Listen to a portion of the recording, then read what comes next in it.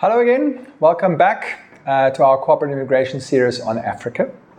I'm Andreas Krensel, Senior Director at IBN Immigration Solutions, an Envoy global company.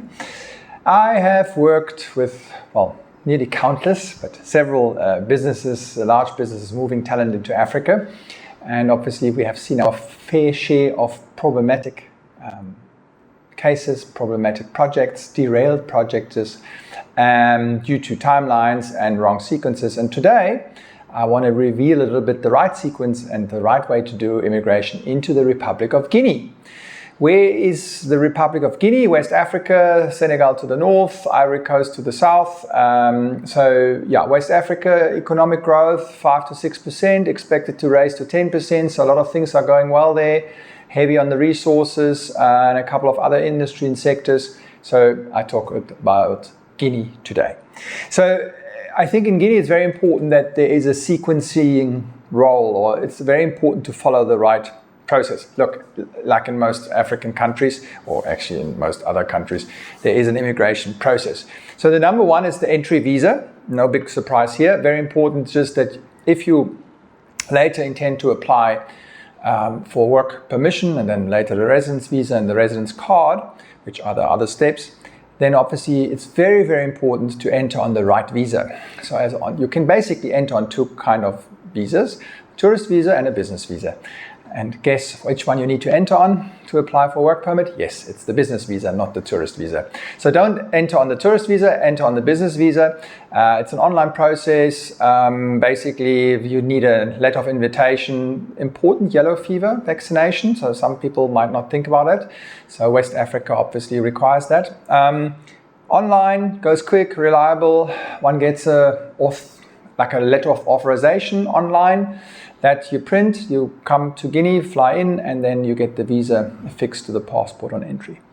Now, the applicant who wants to apply for work permission actually needs to be in country. We can't apply for the work permission with the applicant not being in the country. So the first requirement is that the applicant is in the country on a business visa. Then important to notice that the employer, the local employer, will then apply for the work permission at the applicable department, and that's the Guinean Agency of Promotion of Employment. So that's the place where the employer has to apply. And once that is issued, the reason why the applicant has to be in country is the biometrics. Then obviously the next step is the residence visa, to which I come a bit later. So on the work permission, on the work visa, it's very important to remember that Guinea, like so many other African countries, South Africa, Zambia, and a couple of others, actually as part of the work permission requires, they call it an Africanization plan. South Africa would call it a transfer of skills plan. Zambia calls it Zambianization plan.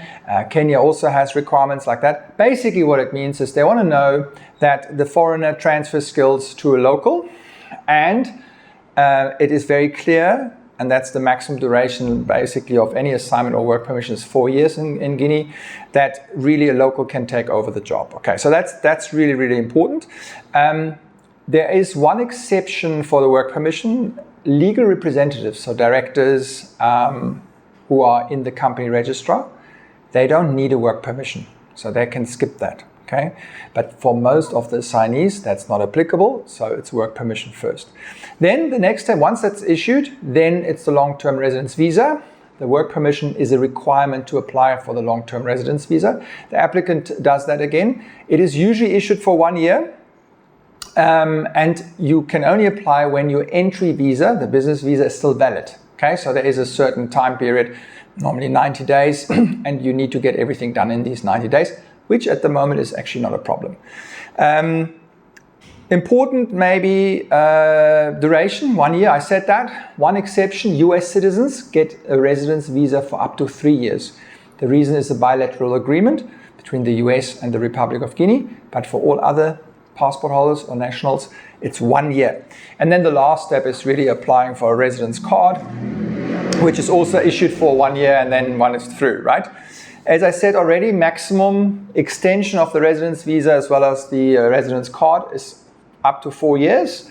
Then if the applicant intends to stay in Guinea, either you need to change employers, or you need to be in a different position at that employer. Okay, the reason is that transfer of skills. Okay, another very important point I would like to make is I often get the question asked, is there quotas? And there is actually quotas. Okay, so the rule I'm describing now is applicable to larger employers. There are exceptions for micro, smaller, and medium enterprises, but larger employers basically have a quota how many locals they must employ.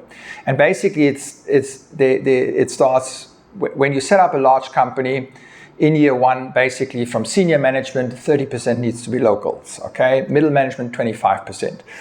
Skilled workers, 50%. Unskilled workers, 100%, okay? In year four, these quotas getting higher because it's the locals, it's not the foreigners, right? Senior management, 40%. Middle management, 40%, skilled workers, 70%, etc., etc. And then in year in year seven, actually it gets even stricter. So that's how Guinea tries to really protect the local labor market, upskill the local labor market, and I think this is very commendable. Important is that that table, as I said, is not the quota for the foreigners, but the quota for the locals. And that's pretty much it. It is not without challenges, as usual.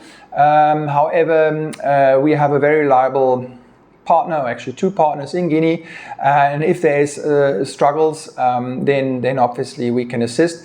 In practice, we often see a little bit problems with the entry visa, and then re-entry, and usually it's a multiple entry, but the duration and then everything needs to still be valid to get the other steps done. So that's a real practical challenge, and one should really have an eye on it. So that's it. I hope you found this very, very useful. Please like it, share it, etc., and tune in for the next videos. I wish you a very nice Friday. Bye-bye.